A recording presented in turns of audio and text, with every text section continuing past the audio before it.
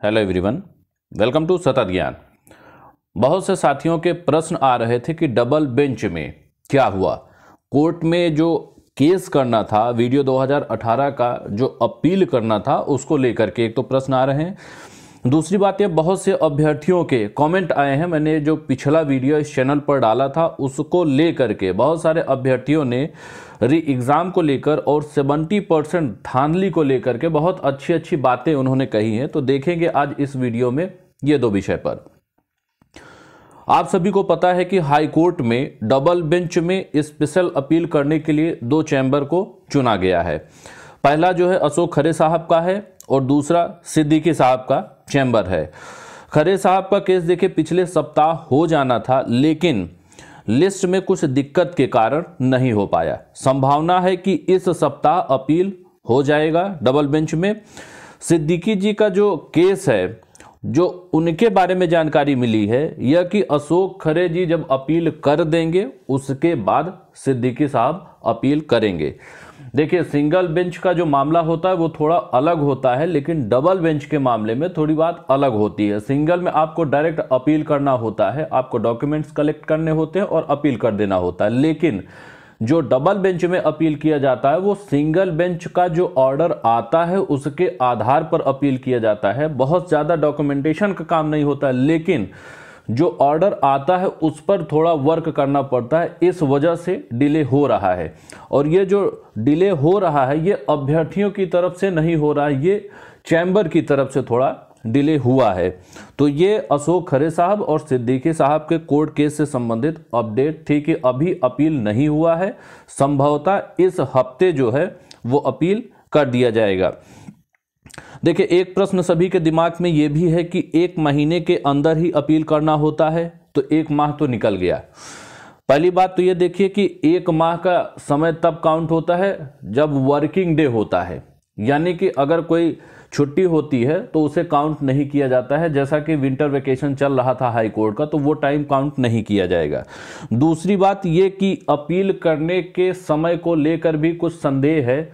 शायद 1 माह की जगह 3 माह होता है। अब जो अभ्यर्थी जिनको थोड़ा इस विषय में जानकारी है या जिनके घर में एडवोकेट है या नॉलेज वाले बंदे हैं, नॉलेजेबल हैं, आप एक बात कंफर्म करके बताइएगा कि 1 महीने का ही टाइम होता है या 3 महीने का, क्योंकि इसमें थोड़ा कंट्राडिक्शन है। 1 महीने के बाद ज़्यादा उठाई जा रही, लेकिन 3 महीने का वक्त होता है। और अभी शायद कोविड-19 की वजह से कुछ ऐसा भी है कि टाइम जो है थोड़ा बढ़ाया गया है। तो आप लोगों से एक निवेदन है कि अगर किसी को इस विषय पर जानकारी है तो आप कमेंट के माध्यम से बताइएगा ज़रूर। तो विलंब जो हो रहा है वो लेट होने का कारण ये है कि डबल बेंच का मामला जो होता है थोड़ा अलग होता है। इस वजह से जो चैम्बर हैं, वकील हैं, उनकी तरफ से थोड़ा डिले हो रहा है। अब बात कर लेते हैं कुछ कमेंट के। कुछ अभ्यर्थी हैं जिन्होंने बहुत अच्छी अच्छी बातें बताई हैं इस चैनल पर कमेंट के माध्यम से, तो देख लेते हैं क्या कहते हैं। एक अवधेश शाक्य जी कहते हैं, भाई आप लोग चाहते ही नहीं हैं जल्दी री एग्ज़ाम हो। अगर केस करोगे तो 2-3 साल लग जाएगा और कुछ नहीं होगा, और जीतेगा तो आयोग ही। भाई अब परीक्षा हो जाने दीजिए, अब केवल परीक्षा के लिए दबाव बनाएं हम सब लोग, और हम लोग जल्दी से जॉब पाएं। तो देखिए, जितने अभ्यर्थियों से मेरी बात हुई है तो री एग्ज़ाम के पक्ष में तो कोई है ही नहीं। 2-3 साल की आप जो बात कर रहे हो कि लग जाएगा, अगर री एग्ज़ाम भी आप कराते हो, आयोग री एग्ज़ाम भी कराता है, तो उसमें भी 1.5-2 साल से कम का वक्त तो लगना ही नहीं। अगर आप सोच रहे हो कि 6 महीने 3 महीने में हो जाएगा, अब आपका जो भी होगा वो आयोग एग्ज़ाम करा करके 3 महीने में आपको या 6 महीने में नियुक्ति दे देगा, तो आप बहुत बड़ी गलतफहमी में। आप पिछली वैकेंसी UPSSC की आप उठा करके देख लो, ऐसा कुछ होने वाला नहीं है।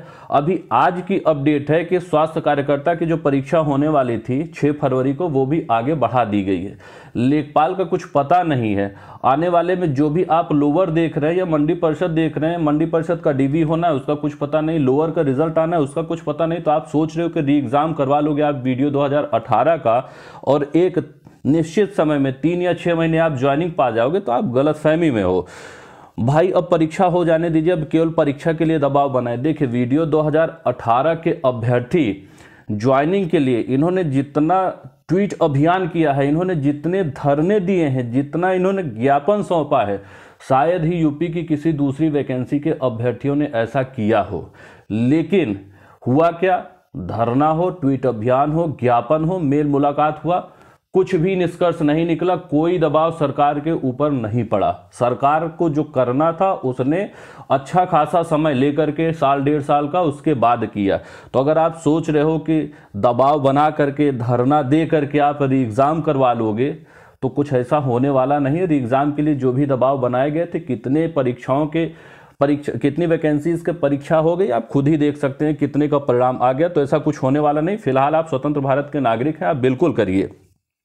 दीपक सिरोही जी का प्रश्न है, भैया सुनी कुमार का जजमेंट है 98% सही होता है, सभी अभ्यर्थी जोरदार तैयारी करें, नहीं तो 2% के सक्सेस रेट के चक्कर में पैसा बर्बादी और तैयारी भी नहीं कर पाएंगे। तो मित्र, ये जो अभ्यर्थी चयनित थे, ये पता नहीं क्या है इनके दिमाग में कि ये डबल बेंच नहीं, ये सुप्रीम कोर्ट तक भी जाने को तैयार है और जाएंगे भी संभवतः। अगर जाने की नौबत आती है तो ये जाएंगे, इनको पैसे की परवाह नहीं है।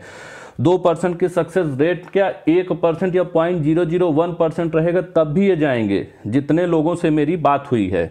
दूसरी चीज़ है तैयारी। कोर्ट केस में कोई सुबह से शाम तक बैठने की ज़रूरत ही नहीं होती है। कोर्ट केस तो चलता रहता, अभ्यर्थी तो सारे लगे हुए हैं और जो भी परिणाम आ रहा है उसमें सेलेक्ट भी हो रहे हैं। तो धीरे धीरे ये तो अपनी तैयारी कर ही रहे हैं, आगे निकलते जाएंगे, लेकिन ये केस से पीछे हटने को राजी ही नहीं है।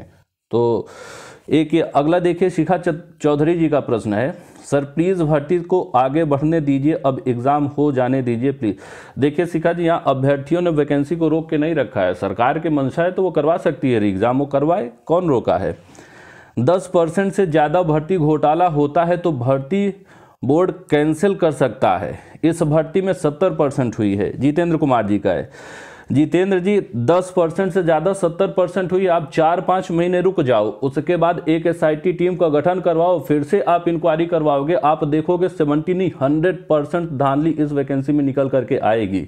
क्योंकि स्टार्टिंग में बहुत कम धांधली हुई थी, 136, धीरे धीरे धीरे धीरे समय गुजरता गया और धांधली का परसेंटेज भी आगे बढ़ता गया। आप अभी देख रहे हो 70% है, एक बार और SIT का गठन हो जाएगा तो ये 100% भी पहुंच जाएगा, इसमें बहुत बड़ी बात नहीं है। अगला है अमर कुमार जी का, कुछ नहीं होने वाला, फालतू पैसा बर्बाद कर रहे हैं, ये काली कोट वाले से सख्त नफरत है, ये कभी सच नहीं बोलते, हमेशा कहते हैं कि केस जीतेंगे लेकिन हार जाते हैं। मित्र, जो कोर्ट में केस होता है, 2 पक्ष होते हैं और 2 पक्ष जो होते हैं दोनों काली कोट वाले होते हैं, एक जीतता है एक हारता है। तो अगर आप ये कह रहे हो कि काली कोट वाले हमेशा गलत बताते हैं और हमेशा हार जाते हैं, तो दूसरा पक्ष भी वही बताता है, वो जीत जाता है। तो ये एक समय की बात होती है, साक्ष्य की बात होती है, तर्क की बात होती है कि जीतता कौन है, हारता कौन है। काली कोट का इससे कोई मतलब नहीं है। वकील लड़ते हैं, अपना पक्ष रखते हैं, 2 में से कोई एक ही जीतता है, एक जीतता है और एक हारता है। लेकिन हारने की वजह से बैठ जाए, ऐसा होने वाला नहीं। वीडियो के अभ्यर्थियों से फिर से बोल रहा हूँ, जितने अभ्यर्थियों से मेरी बात हुई है सबका बस एक ही तर्क है कि डबल बेंच में केस करेंगे, डबल बेंच में अगर हारते हैं तो सुप्रीम कोर्ट में जाएंगे और तब तक लड़ेंगे जब तक हमें ये लग रहा है कि हमारे जीतने की संभावना है, भले ही वो 0.01% हो। तो ये कुछ देखिए आपके कमेंट थे जिनका जवाब था कि आप री एग्ज़ाम करवाना चाहते हो, बिल्कुल आप करवाओ, लेकिन आयोग करवाने वाला नहीं है, क्योंकि अभी तक जो वैकेंसियां हैं वो पेंडिंग पड़ी हुई हैं। अगर उनको क्लियर नहीं कर पा रहा है तो फिर वीडियो 2018 का कहां से कर पाएगा। ऊपर से एक तो कोविड और चुनाव, तो इस वजह से ऐसा कुछ होने वाला नहीं। तैयारी सब लोग करते रहिए, री एग्ज़ाम की भी करते रहिए, पता नहीं आयोग करवा दे, केस चलता ही रहे, ऐसा भी हो सकता है, आयोग कर सकता है। तो खैर ये अपडेट थी, जैसा होगा केस के संबंध में जो भी अपडेट मिलेगी आप लोग को दी जाएगी, लेकिन अभी अपील नहीं हो पाया है, संभवतः इस सप्ताह में हो जाएगा। और जब रिट वगैरह मिलेगी, रिट नंबर, तो वो आपको जो है प्रोवाइड करा दिया जाएगा। Thanks for watching.